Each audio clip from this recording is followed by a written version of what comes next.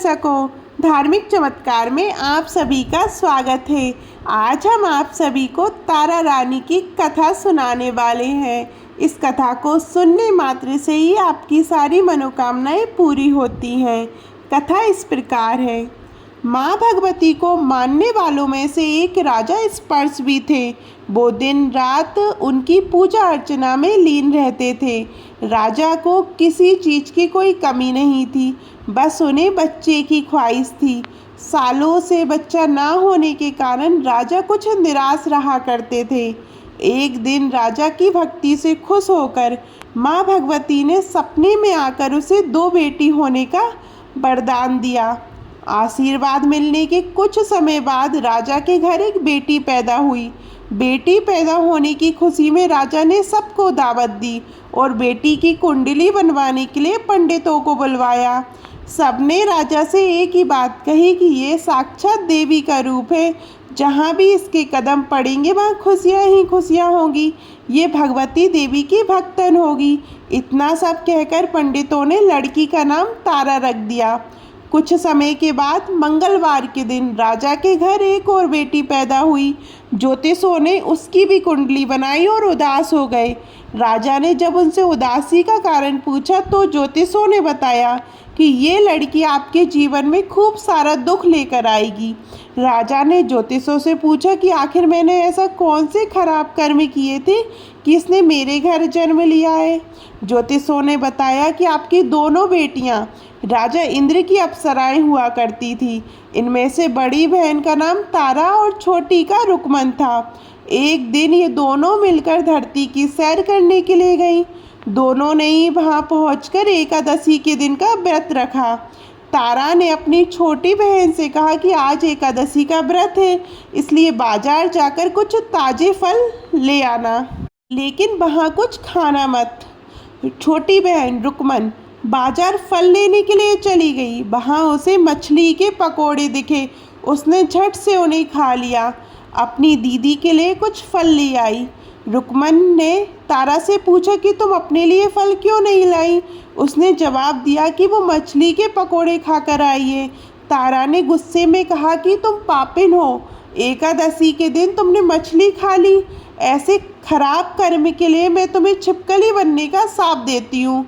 अब उसी जंगल में तारा की बहन छिपकली बनकर रहने लगी। वहाँ एक जाने माने ऋषि गुरु गोरख भी अपने कुछ शिष्यों के साथ रहते थे। उनके शिष्यों में से एक बहुत ही घमंडी था। अपने घमंड के चलते वो शिष्य कमंडल में पानी भरकर एकांत में बैठकर तपस्या करने लगा। तभी एक प्यासी गाय वहाँ आ गई।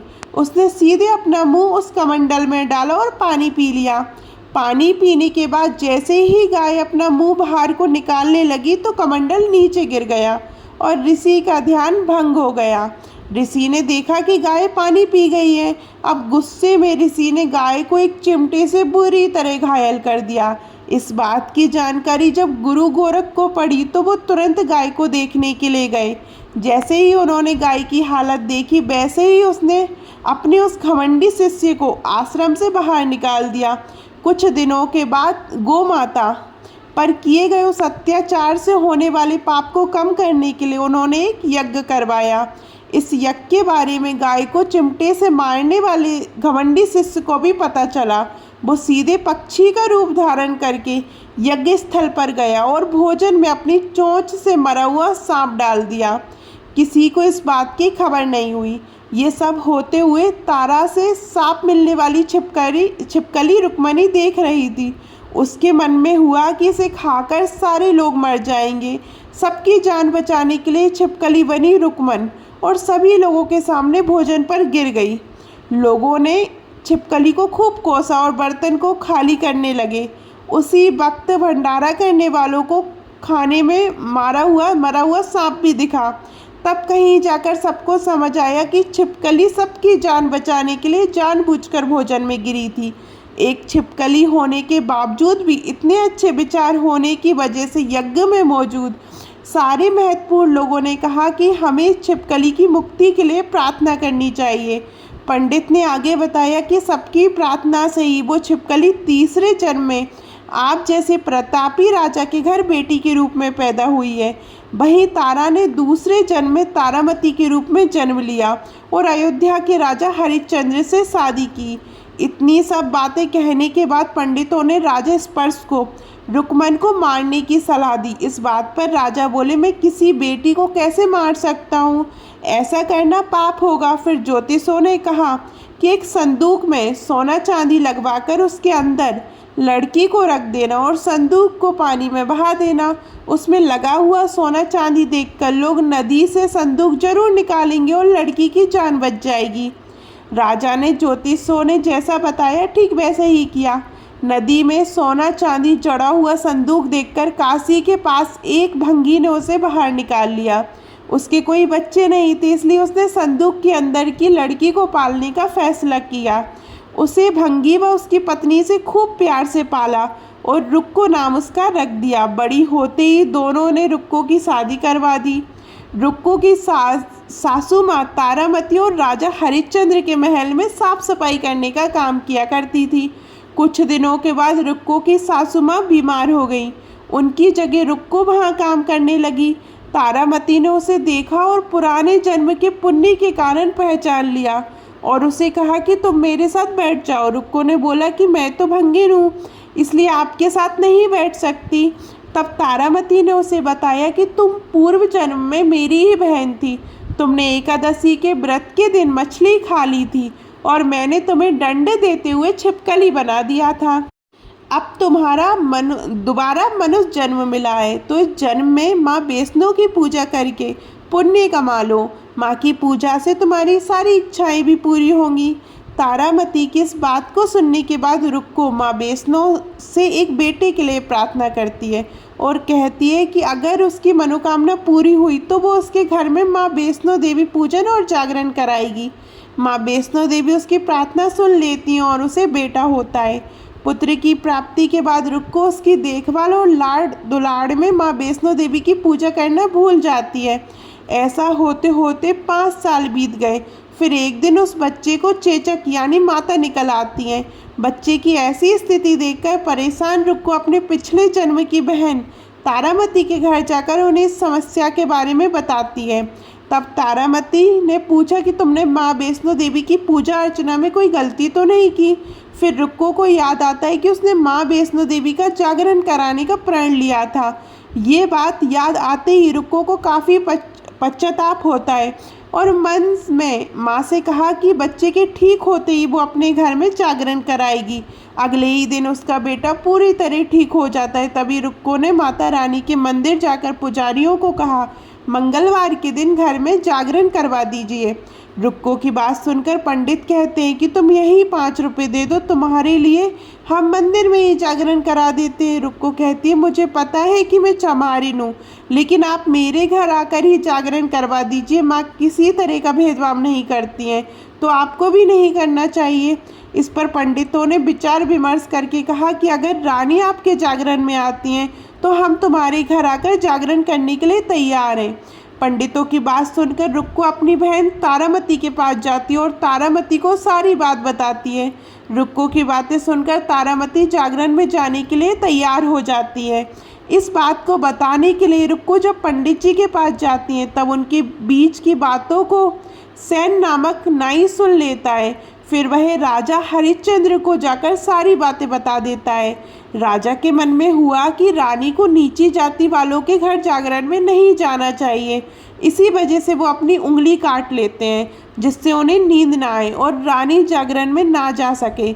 जब जागरण का समय होता है तब भी राजा को जागते हुए देखकर रानी मन ही मन माँ वैष्णो देवी से प्रार्थना करती है कि महाराज को नींद आ जाए ताकि मैं जागरण में जा सकूं।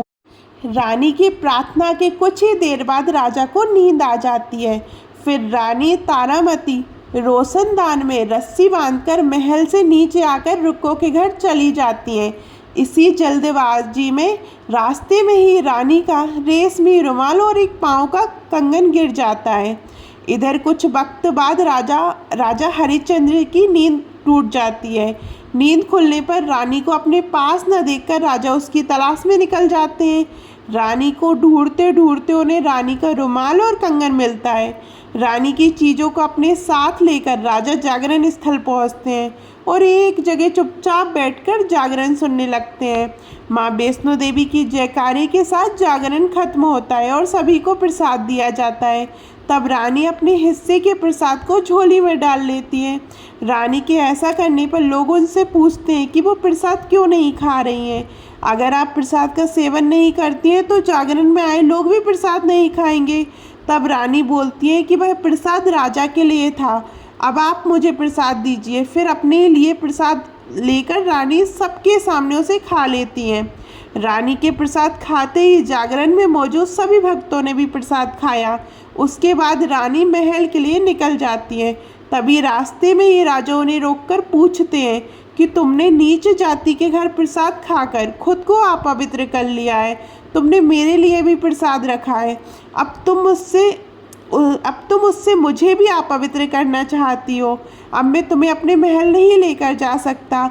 ये बोलते हुए जब राजा रानी की झोली को देखता है तब उन्हें प्रसाद की जगह गुलाब, चंपा जैसे अनेक फूल और कच्चा चावल व सुपारियाँ नजर दिखती हैं। इस चमत्कार को देखकर राजा हैरान हो जाते हैं।